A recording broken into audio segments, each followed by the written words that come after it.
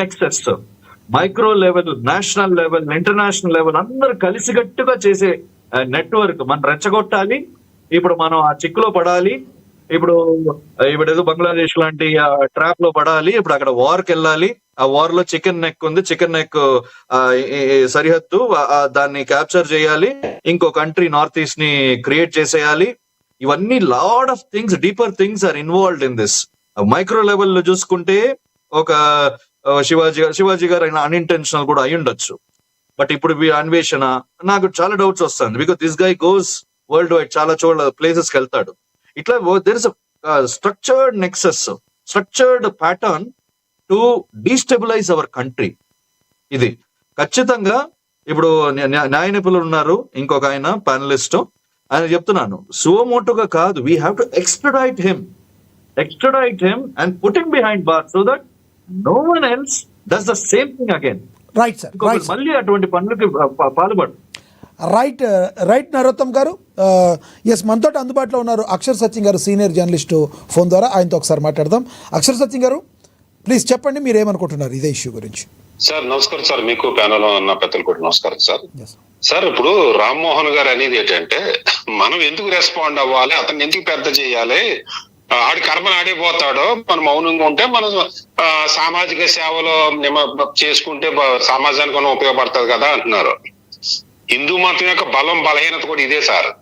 హిందూ మతం ఏంటంటే ఆడి కర్మను ఆడిపోతాడో, నశించిపోతాడో, మనం ఎందుకు మన పని మనం చేసుకుపోదాం అంటే, క్రీస్తు శకం 1193-97 అనుకుంటా, బక్తియార్ ఖిల్జీ కేవలం 2000 మంది సైన్యంతో నలంద యూనివర్సిటీని ధ్వంసం చేసేసాడు సార్. నలంద యూనివర్సిటీలో స్టూడెంట్స్, అందులో ఉన్న స్కాలర్స్, ప్రపంచ ప్రసిద్ధి చెందిన యూనివర్సిటీ, ప్రపంచ దేశాల నుంచి వచ్చి చదువుకునేవారు.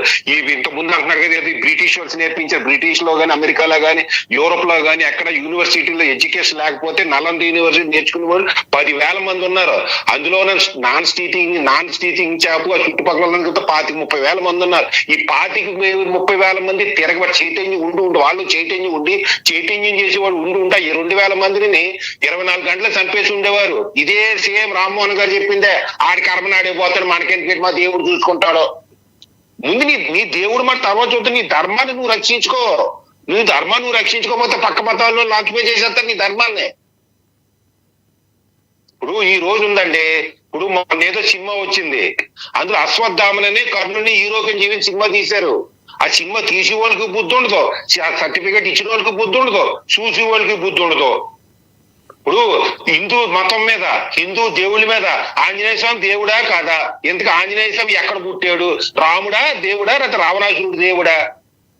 ఇంతగా సీతమ్మ తల్లిని రేపు చేయడానికి తీసుకెళ్ళాడా? వీళ్ళన్నిటి మీద డిస్కషన్ పెడతారు, సినిమాలు తీస్తారు, వీళ్ళని హీరో కింద చూపిస్తారు, వీళ్ళని హీరోయిన్ కింద చూపిస్తారు.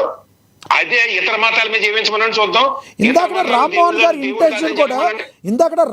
ఇంటెన్షన్ కూడా అక్కడ వదిలేయాలని, వాళ్ళ పాపనాలు పోలాలని కాదు, ఈ రకంగా తీసేవాళ్ళని, ఈ రకంగా చేసేవాళ్ళని ఏ రకంగా మనం మాట్లాడితే ఇంకా వాళ్ళని పెద్దోళ్ళని చేయటం అనవసరం అనేది ఆయన ఫీలింగ్. మీరు చాలా గౌరవిస్తాను పెద్దలు, నేను లైక్ చేస్తాను రామ్మోహన్ గారు. నేను అనేది కాదని హిందూ మతం యొక్క వీక్నెస్ చెప్తున్నా. రైట్. ఆ కర్మను వాడైపోతాడని వీక్నెస్ తోటి ఇవాళ హిందూ మతం నిలబడటానికి అదే కారణం, నాశనం అవడానికి అదే కారణం అండి. ఇప్పుడు అతను ఏమంటున్నాడు, సీతమ్మ తల్లిని బట్టలు చీర కట్టుకున్న సీతమ్మ రావణాసురుని ఎత్తుకుపోయాడని. రావణాసురుడు రేప్ చేయలేదండి, నాకు ఏం తెలుసు?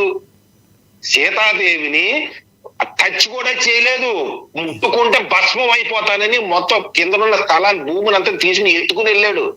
ఒక చెట్టు కింద కూర్చోబడి సీతాదేవి ఒక గరికి పట్టుకుంది, ఒరే నాన్న నువ్వు గరికితో సమానం, నాకు నేను ఎత్తి పారేస్తా.